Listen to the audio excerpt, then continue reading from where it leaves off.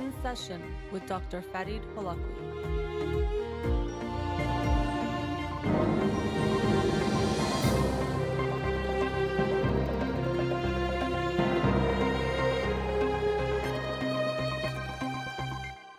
Good evening. Welcome to In Session. I'm your host, Dr. Farid Holakouee, and I'll be with you for the next hour here on Radio Hamra. You can follow me on Twitter or Instagram or like my page on Facebook to get updates on the show or suggest topics or books for the program. And the shows are uploaded at the end of each week to my SoundCloud page and podcast on Spotify and Apple Podcasts. Let's get to the books of the week. The book of the week for this week that I'll talk about on next Monday's show is Afro-Iran, and this is a book. It's mostly a book of photographs by Mahdi Essai, who is a German, Iranian-German photographer. And so in the United States, it's Black History Month, and so I actually thought this would be a good time. I mean, it'd always be a good time to talk about the Black history of Iranians, but also history, present, and future. And so the book, as I said, is primarily photographs from what I saw, a few very short texts, but I wanted to make that the focus of next week's show. So that's Afro-Iran. Looking forward to reading it, looking at those photographs, and sharing the book with you on next week's show.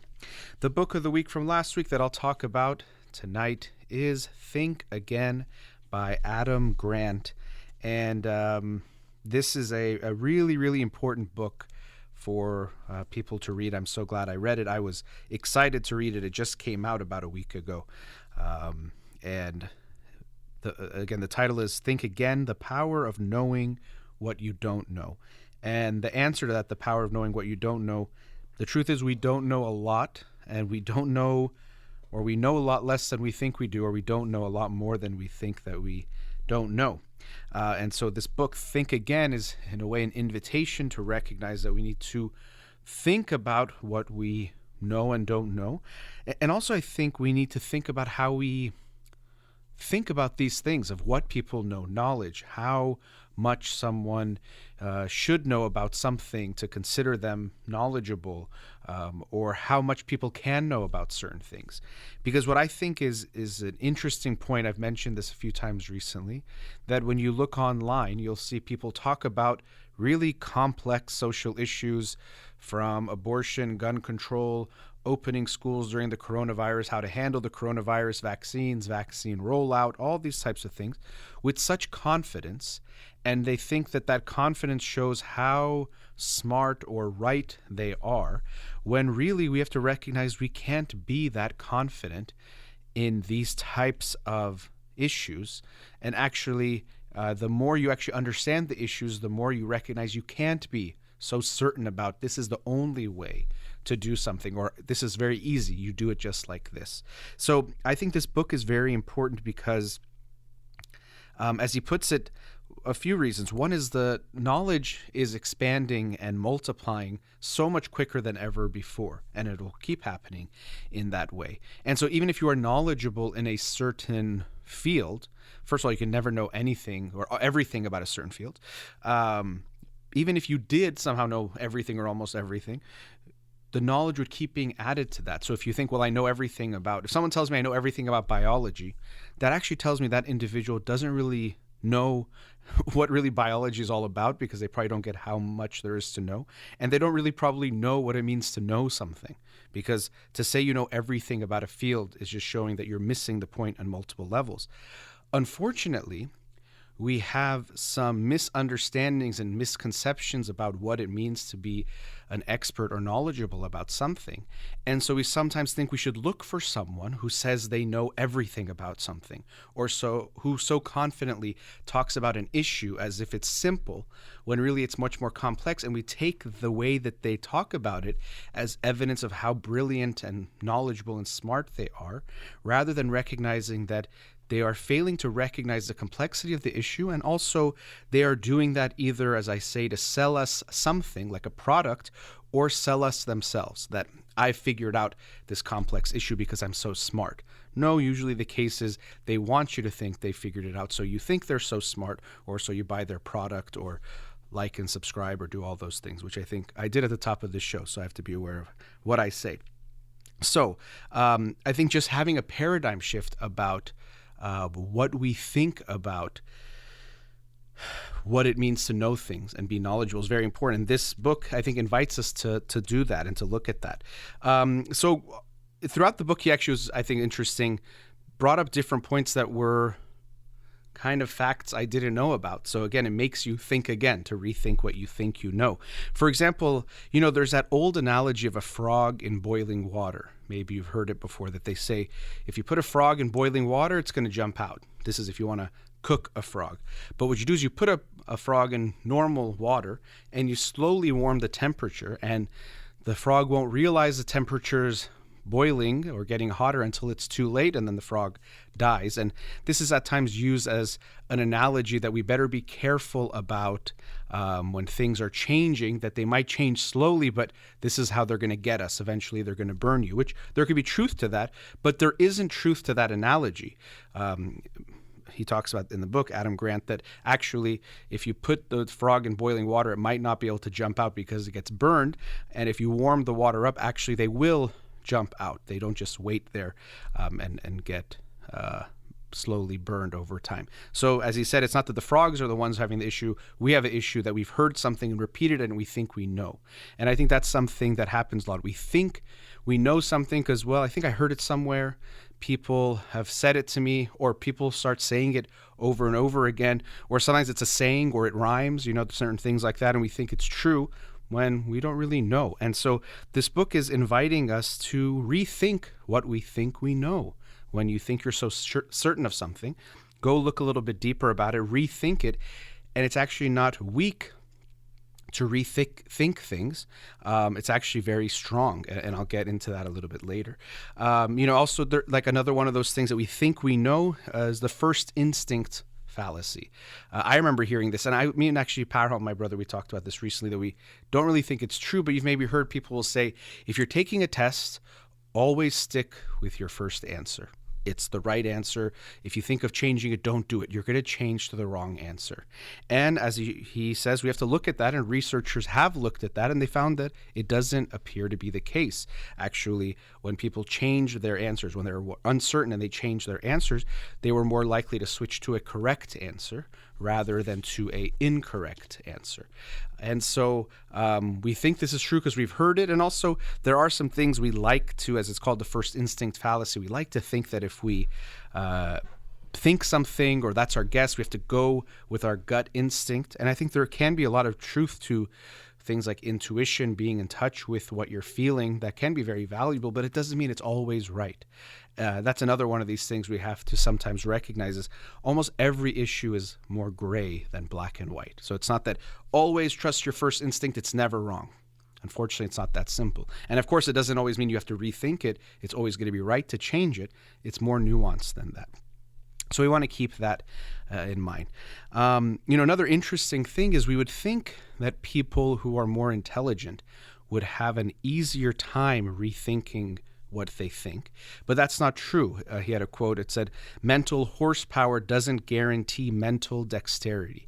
So just because you're very intelligent, it doesn't mean you're going to be good at changing your mind, actually, or changing your mind when you get new evidence.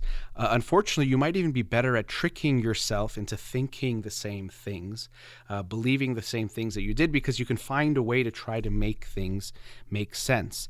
I think this is interesting. I also think another reason why smart people might have a harder time with this is that so much of their identity oftentimes is attached to being smart and being right. So they don't want to have to acknowledge that they were wrong. So they'll find a way to keep proving that they were right, even though they weren't, because it means so much to them to keep that sense of being correct, putting too much value into that.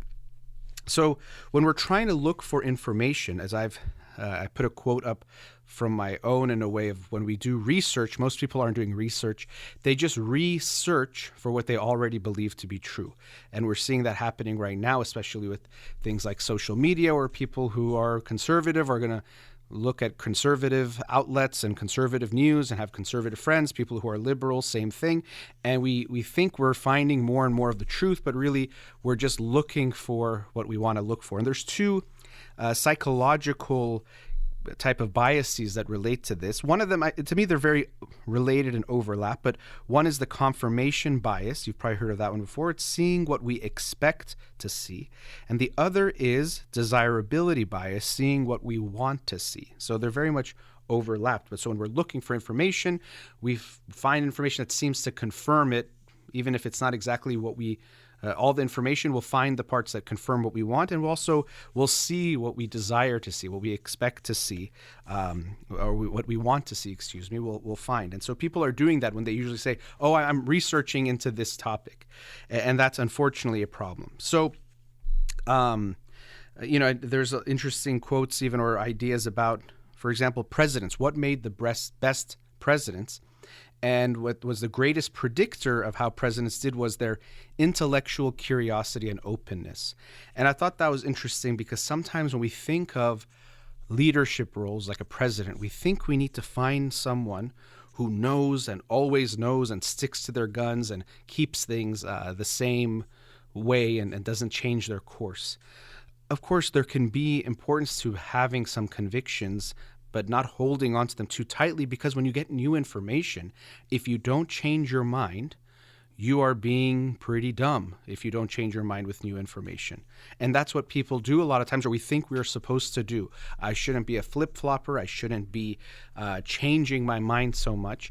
I should stick to my guns. But if we're not changing our mind to new information, that's being pretty stupid. You're not paying attention to all the information. We all fall into that trap where we don't want to change our mind. And as he puts it, we can try to adopt the mindset of a scientist, which means that we're trying to gather information. And actually, scientists, they don't tend to talk about things as truth. They talk about things more in the sense of the evidence supports this. They're a little bit more tentative in what they state. They don't take them as absolute truths. They have theories and they have evidence that supports the theories. And then once they have that, they think this is how it seems to be, but they're open to getting new information and updating those beliefs and theories. Now, scientists by profession don't always act as scientists in mindset, in the sense that even when they get new information, very often they don't change their mind. It could be hard for them. They're still human beings that have a lot of these biases that are discussed in the book, or these issues that come up in the book. So we see that oftentimes scientists will have a theory and some scientist becomes prominent, and when he or she sees evidence that goes against their theory, they can reject it or find reasons to poke holes, as he says, become a prosecutor. So they can tend to find a reason why that study doesn't make sense, or the evidence doesn't seem to support what they are, they already believe, and we can get that. Imagine if your name is so-and-so and it's the so-and-so theory of whatever, you feel threatened if someone challenges that, which I will talk about later as well. So we have to be open to hearing new things, which means we have to be open to saying, maybe I am wrong. Maybe I made a mistake. And he shared an interesting story from Daniel Kahneman, who is a Nobel Prize winning psychologist. But I think his Nobel Prize was related to economics with research he did with Amos Tversky. And Adam Grant, the author of the book, was giving a talk. And after the talk, Daniel Kahneman came up to him and said, the way you explained this point, I actually I didn't think it was that way. And he said, his quote was, "That was wonderful. I was wrong." And so he talked about in the book this joy of being wrong, which we don't think about usually as a joy. We think that we always want to be right and we should always be right, but actually recognizing that we can find joy in being wrong, that it can actually be a good thing to be surprised by something, we're learning something new.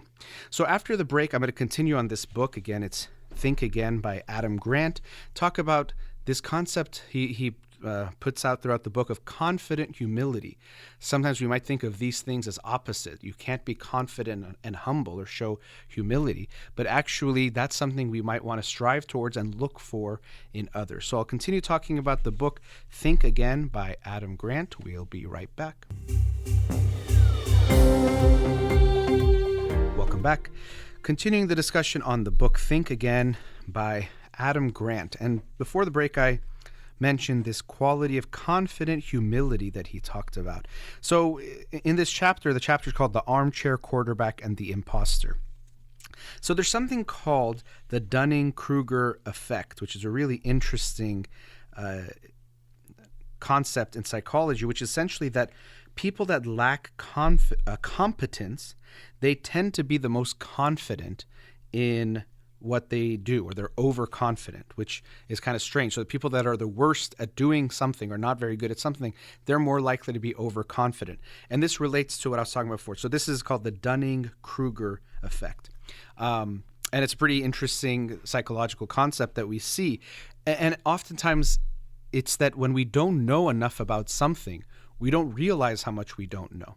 But if you barely know something about something, you know a little bit, you might think, oh, I get that. I know what that is. And related to this, there's something called the misconception or myth of explanatory depth, which is that sometimes we think we know something better than we do, but once someone asks us to explain it, we realize we don't.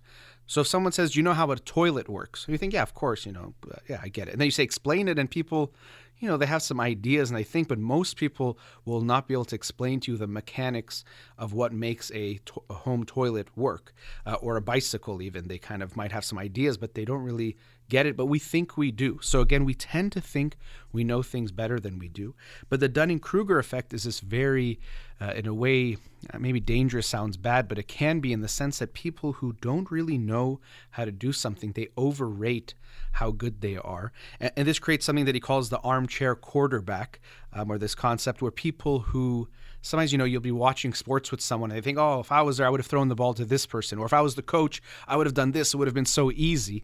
And very often it's actually the people who know the least about the sport who think it would be so easy. But people who understand it better know that it's a lot more complex than to think, oh, it's just easy if it's a football game, for example. Just throw it all the way down every time. I've heard people say that when they watch American football. If they don't know it very well and they might be falling prey to the Dunning-Kruger effect, that why don't they just throw it all the way down to the end? Well, once you know the game a little bit better, you understand that if you just throw the ball all the way down, you have less of a chance of catching it yourself. It's a very risky play of catching it, but also it's very possible the other team intercepts the ball, which is bad for your team as well. So that what seems like the easy strategy is actually not the right one, and you see that there's much more complexity to the game. So the Dunning-Kruger effect can lead to this armchair quarterback where your confidence is more than your competence. So you think you're better than you actually are. The opposite of this is the imposter syndrome. So maybe you've heard of this before. The imposter syndrome is when it's the opposite. Our competence, how good we are, is more than our confidence. So we don't think we're very good. And we see this in lots of different environments, but especially things like, let's say you're starting law school. And if you're in law school, you walk into law school and you think, look at all these smart people. They're all, they know what they're talking about. They probably know so much about the law. I'm new to this. Even sometimes people will think, the school maybe made an accident letting me in because I'm not that knowledgeable. And we think we're an imposter. We don't belong in this place when we actually do. And so many things can contribute to this. And one of them is when you're sitting in a class and you feel your internal anxiety of, what is the professor talking about? Do I get it? Will I be ready for the test? You look at the class and everyone looks calm, but that's because you don't know what's going on inside of their heads and inside their bodies to realize that most of them, or probably all of them, are anxious too.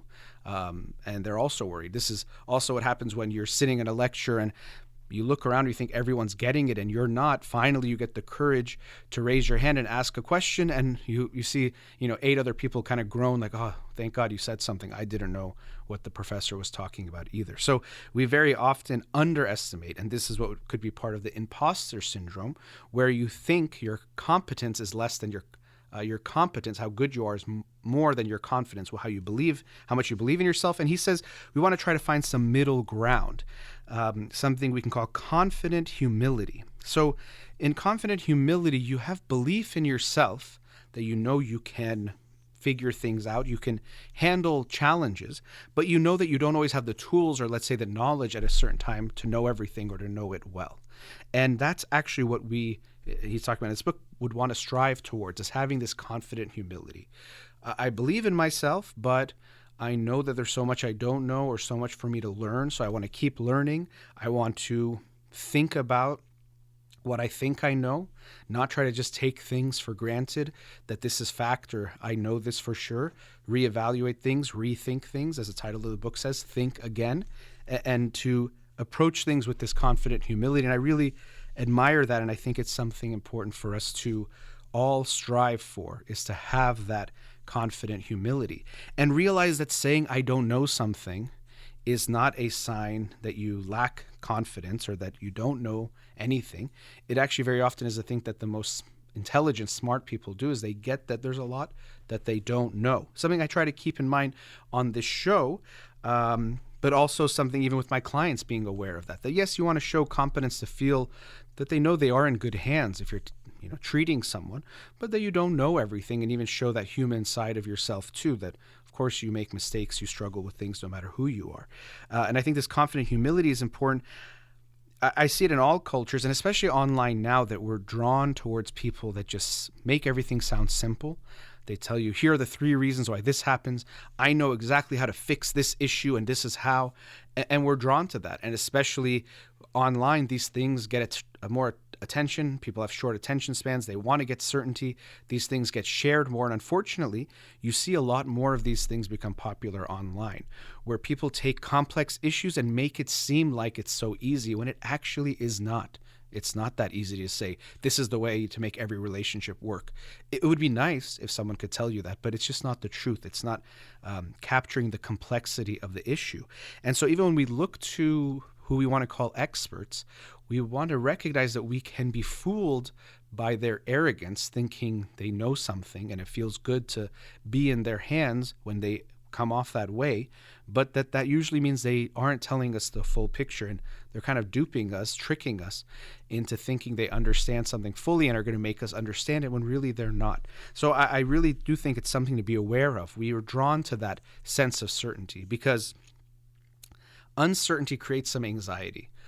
When we're not sure about something, it doesn't feel good. We like to be certain. Okay, I know for sure. For example, he's a bad guy. He's a good guy. That's it. There's no, sometimes he's good, sometimes he's bad. Just that's more simple. When the truth of the matter is people are much more complex than that. Or all of her ideas are good and all of her ideas are bad. That's it. It's like, no, everyone can have very good ideas, but even that person you think is very smart will have some bad ideas or will be wrong. I do this show. I try to be careful about what I talk about and being aware that I share what things that I know, or I do share my opinions, of course, but even still, I know that I make mistakes, or even if I hear a show from 5 years ago, I might disagree completely or slightly disagree with what I'm saying. And I would even want that to some degree, that I continue to learn. A great quote in the book from Ray Dalio: if you don't look back at yourself and think, wow, how stupid I was a year ago, then you must not have learned much in the last year. I thought that was such a great quote.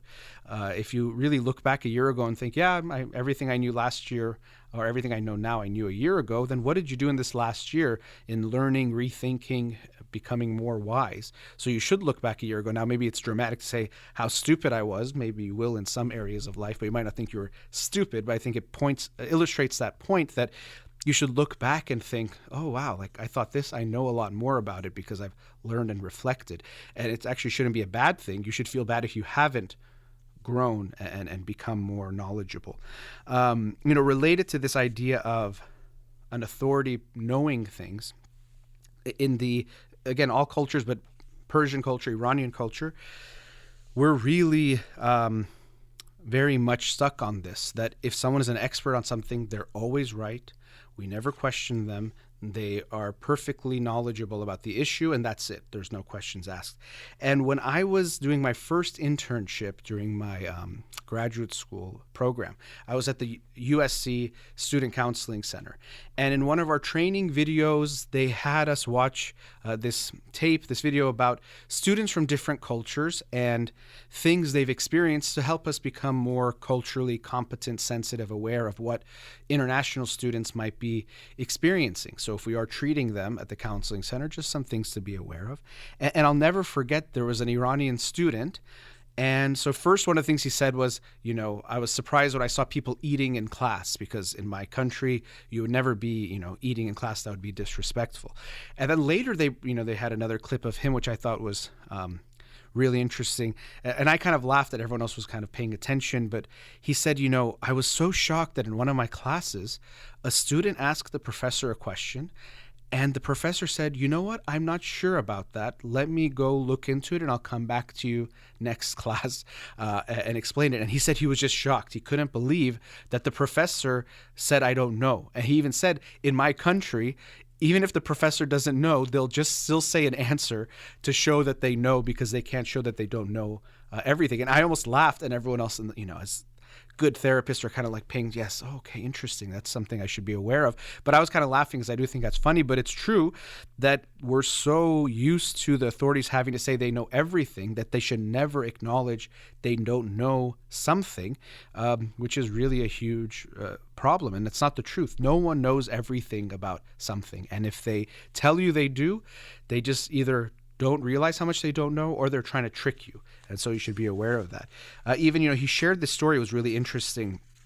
So my brother Parham, he read this book the week before me, and he told me this story in the book. It was kind of short, just a couple paragraphs, but this British physicist, Andrew Lynn, so he published this big discovery in a prestigious science journal, the world's most prestigious science journal. He got a lot of attention for it, about something about how a planet could orbit a neutron star. Here's one of those very clear cases where I can be aware of what I don't know. I've heard these terms like neutron star. I even like this Muse song called Neutron Star Collision, but do I really understand what that means? No. But nonetheless, he was going to give a talk months later on this paper. However, he recognized that he had made a mistake. He didn't realize that the Earth, or in his calculations, didn't adjust for the fact that the Earth moves in an elliptical orbit, not a circular one. And so he was very wrong. And what he did in front of hundreds of colleagues, as Adam Grant describes in the book, he walked into that ballroom stage and he admitted his mistake. So he basically gave a confession. Look, I'm getting all this attention for this paper or this discovery, but I was wrong. I made a mistake. And the audience gave him a standing ovation. They recognized that one of the astrophysicists said it was the most honorable thing I've ever seen. They knew how hard it was, and maybe a lot of other scientists, I'm sure they have done this, where something like this has happened, but the attention they're getting, the accolades, they're becoming a prominent scientist. They don't want to lose that. They might try to cover it up, and it happens all the time. And it's such an interesting thing, because a scientist should be about advancing knowledge and understanding of things. And if you find something wrong, clearly we see what's happening is it's more about them than what they're doing, which we all can fall prey to. But it was very noble of this scientist, the British physicist Andrew Lynn, to say, you know what, I messed up. I made this mistake. And we're often afraid that if we admit our mistakes, people won't like us, people will judge us. But it's actually usually not the case. People respond well when we acknowledge, you know what, I got this wrong. I made a mistake here. And so I thought that was a really interesting story there. So as I mentioned before, when we sometimes talk about certain issues, we think we have to be so confident. So right now, if you ask people, what should we do about opening schools? People will have they're passionate, which you can understand, parents of children, teachers. There's a lot of people that have a lot invested in what happens in these decisions. But at times, because of those feelings, we might strongly state we know the answer. But it's really more our feeling about it. But we say, no, I know this is the right way. And so, we have to look at something he talked about, how we identify ourselves. Unfortunately, many people, and all of us essentially, can identify ourselves with our beliefs. Even things like I'm a Democrat or a Republican. It's part of our identity. Or I'm, free market, or I'm socialist, or I'm this. And we declare it as part of our identity, and that could be a problem. What we want to do is actually identify ourselves with values, things like justice, or helping others, or things we want to do to make people make the world a better place in different ways. The values are more important than certain beliefs or ideologies.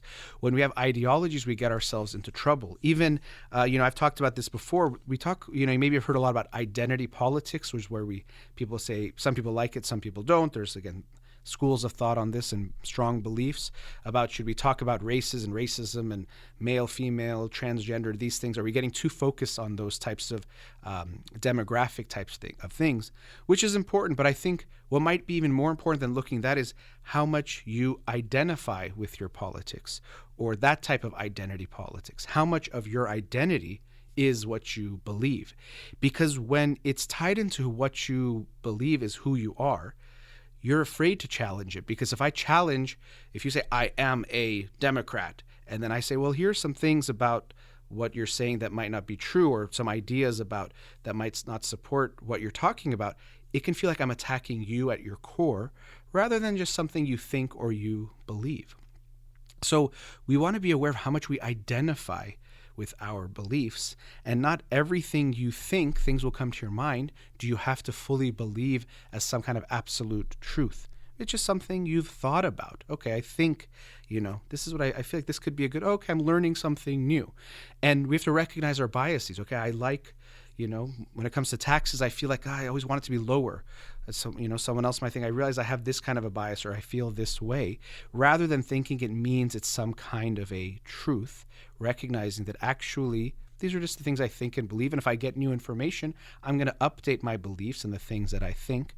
But that doesn't mean I was bad to be wrong.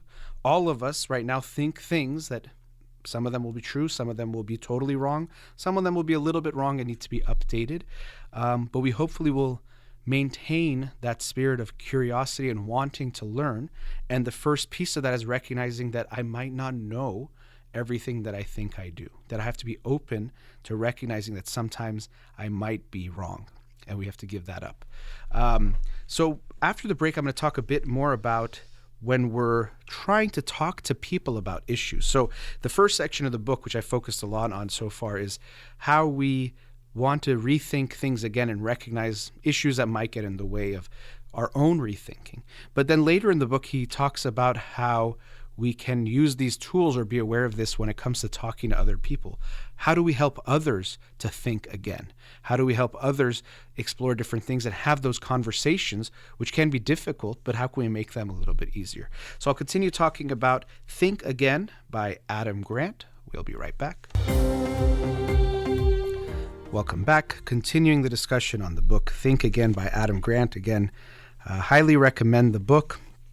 So I focus on the first, basically third of the book, maybe a little bit more than that. That was about thinking again internally or individually.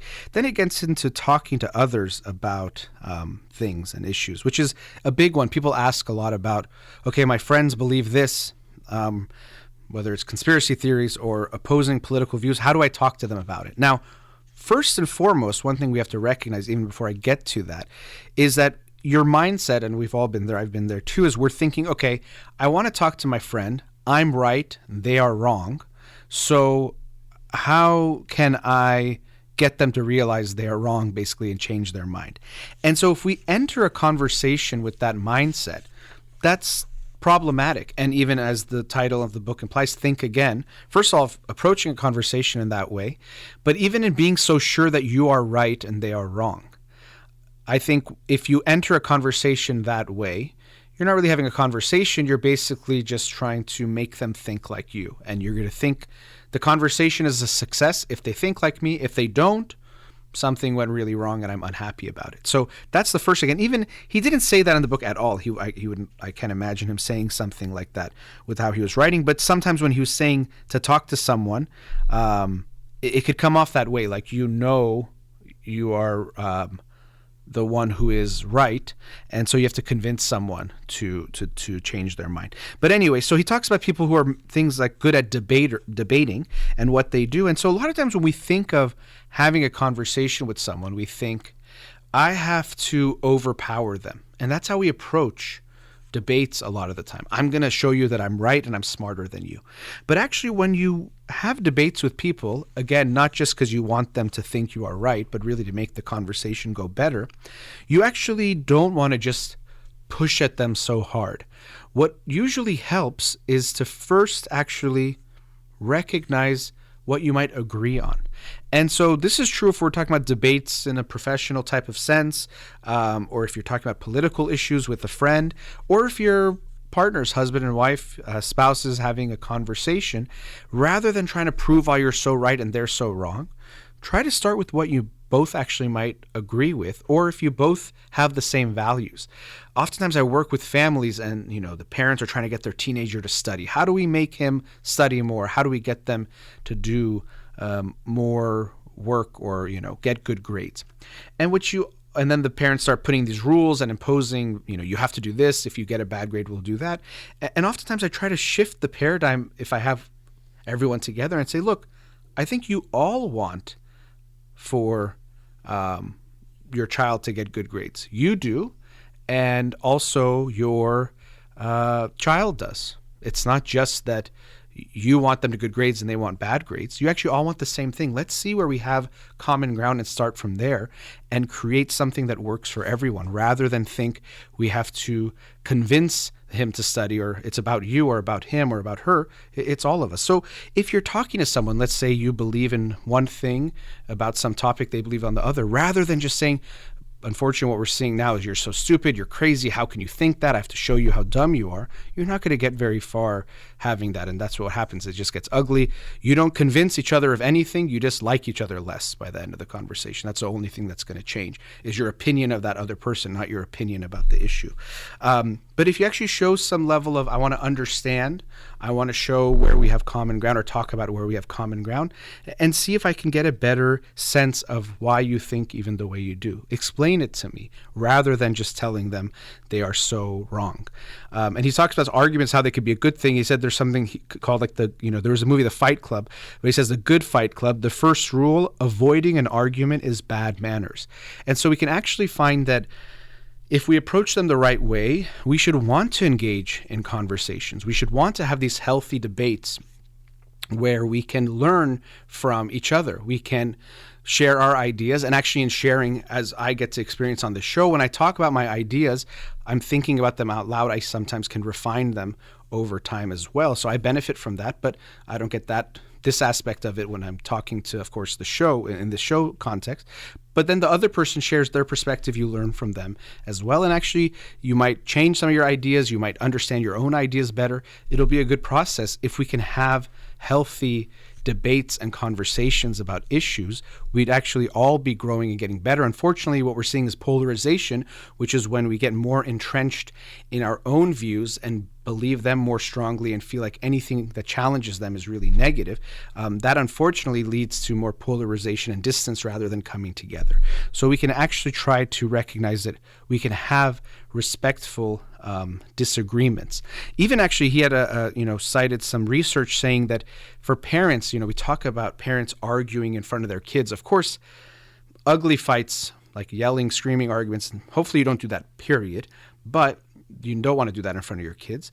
But the research was saying, and I'm quoting, it said, what matters is how respectfully parents argue, not how frequently.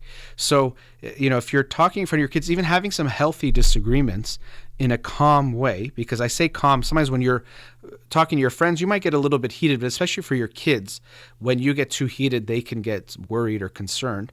But if you're having some disagreements, that actually can be okay. And it's something I experience working with families, especially with Iranian families, is conflict and anger become these very black and white things. You either hold it in, or it explodes. So we don't have, these conversations that we should be having. Things are bothering us. We hold it in. And then when we finally do, we've held it in too long and we have some kind of a ugly fight that's worse. And then unfortunately that reinforces the idea that, see, we're better off holding these things in. But rather we should have the conversations in a healthy way. Disagreement is not bad. There was some really good quote. I'll probably have a hard time finding it because I didn't mark it. But that disagreement is actually something that is natural and normal, and we should expect for it to happen. How could there not be disagreements in this world? And so we should recognize that if we're avoiding disagreement, we're avoiding having open and honest conversation, and we're avoiding learning from one another, which is not good at all. So I hope that people will recognize that if we don't open ourselves to disagreement, we actually don't learn from each other. We don't actually get better at understanding things, and we need to be open to that. So there was a big section about talking about things, and actually he was mentioning how there's a difference between task conflict and relationship conflict when we're talking about different things. So when you have task conflict, that means, let's say we're working on a project together, we can disagree about how to do things and express those very openly, and that's actually good. We don't want to hide those from one another or not share those with one another. Relationship conflict is when people are fighting about, do you like me? Who's good? Who's bad? Who's being preferred? Who is the one that is, liked more? We're making things personal. That's not good conflict, and that doesn't actually help. And when they looked at groups, they found that groups that actually had more task conflict did well, but groups that had more relationship conflict, if you're a group trying to work on a project and you're so focused on who likes who and who's, liked by the boss or things like that, unfortunately you don't do very well. So that was an interesting distinction for me. We talk about that conflict then can be good, but when you're especially working on something, task conflict, which is focused on whatever it is that you're working on, that can be very helpful and necessary. Actually, that's actually how you make progress. Relationship conflict is not good. I found a quote, it's from Oscar Wilde. Arguments are extremely vulgar, for everybody in good society holds exactly the same opinions. So it's very, of course, there's a lot of sarcasm in that quote that it's interesting that we think of arguments as so bad, but it doesn't make sense because, as he's ironically saying, it's not that everyone holds the same opinion. So of course there needs to be arguments and disagreements. That's actually healthy and natural, and we need to have that. He also talked about in the book, as I've touched on, how we tend to make issues binary. You're either pro-life or pro-choice. You either believe in global warming or you think it's all a hoax, when really these things are much more complex. So he talks about the binary bias, that we think that issues are just black and white. There's just two ways to look at it, and we think that everyone falls into those camps. And that's something else that polarization is doing, is you feel like either have to be fully this or fully that. I have to be, guns should be allowed to be carried anywhere, anytime, so no gun laws, or take away all the guns. Like it has to be one or the other, rather than seeing there could be more nuance, something in between. Even with climate science, he was saying how people think there's just two camps, but actually there's more like 6 camps or 6 levels, from totally receptive to doing something about climate change to completely denying it, but that's a small proportion. More people fall in the middle. And even then within those groups, there's more people. There's more of a spectrum than black and white. It's not that things are so black and white in that way. Things are much more gray. And so the book, also talked about something called psychological safety in groups. So what psychological safety means is how comfortable can an individual be if they're part of this group to, first of all, they feel that they're going to be respected. They feel that they don't have to hold things in. If they disagree with the boss, let's say, do they have to hold it in, or can they share what's on their mind? If we have a climate of respect, trust, and openness in which people can raise concerns and suggestions without fear of reprisal, this is psychological safety, and this leads to a learning culture. And so that's what we want to have. And even he shares how in NASA, we would think in NASA, these are some of the best scientists in the world, so they should only be thinking from a scientific or scientist lens. But he was showing how, sadly, there have been some, obviously, some notoriously tragic events, like the Challenger space shuttle, which exploded, and also I think it was Columbia as well, not that long ago. And at times it was because they were not really looking at the issues carefully enough, or it was hard for people to dissent. This is also something we've seen, for example, in plane crashes, where they were able to see that what sometimes is a problem is that culturally, sometimes the co-pilot can feel like, going back to some of these issues of authority, and you shouldn't question the authority, that even if they saw something was wrong, they couldn't tell, or they felt they couldn't tell the pilot that there's some issue with what they're doing. And sadly, the result really was about life and death, that it was more likely to be a plane crash. And that can seem mind-boggling to think that because of cultural issues of things like politeness and respecting authority, that someone would not say something to challenge the pilot. I think in the Persian culture, you might not be that surprised when you hear something like this. We see how much we can over the top put emphasis on how much you respect an authority or someone who's older than you, that you should never question them no matter what. And sadly, the results can be catastrophic. But what we want to do is create a culture where people can bring up a concern. You want their eyes and ears to actually contribute to the knowledge and understanding. This has also been a big movement in hospitals where nurses and other staff can question or challenge the surgeon or head doctor. Before it would there was definitely, and there still is, I'm sure, some level of almost like a military hierarchy where whatever the surgeon says goes, even if other people might have some concerns, you better not bring them up or the surgeon might react or snap at you. This is where that issue of psychological safety comes in.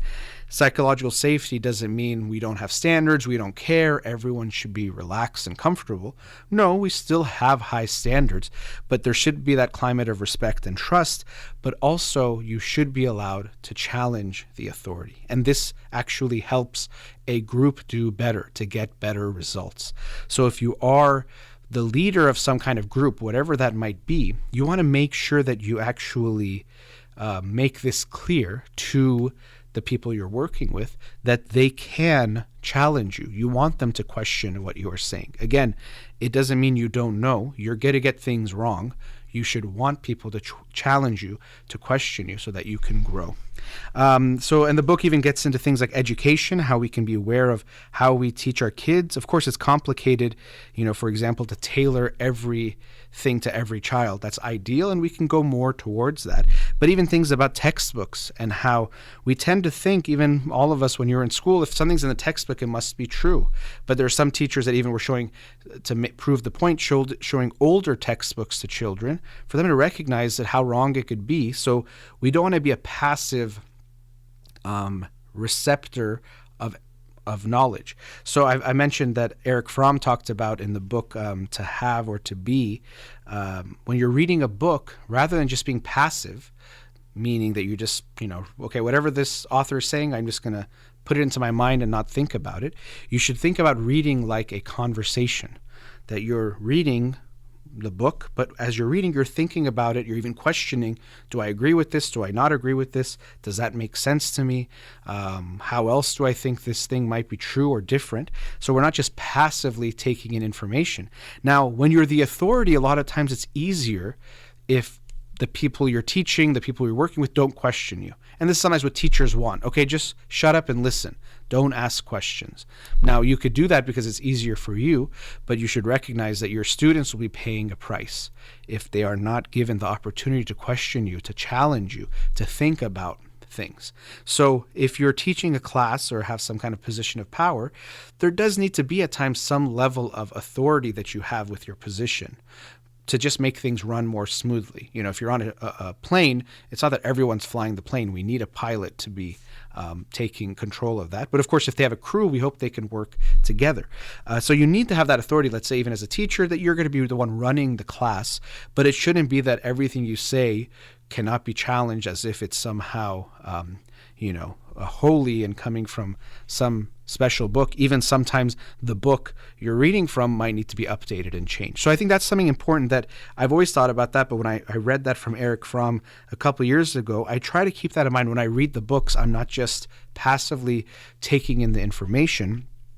I'm reading it, thinking about it, rethinking about it, and that helps me get a lot more out of that process.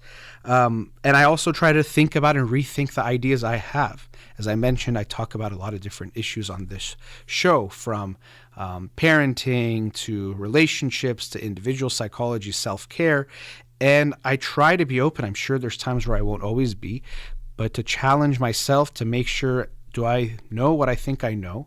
Where do I get that from? How do I understand that? And how can I keep learning about that? Or sometimes I realize someone will ask me a question. I'm like, I don't really know much about that. And I'll make a note to go study a bit more about that because I need to continue to learn and to grow. And I hope to always do that. So this book was a great reminder. Again, I do have to wrap up the show, but Think Again by Adam Grant. I highly, highly recommend it.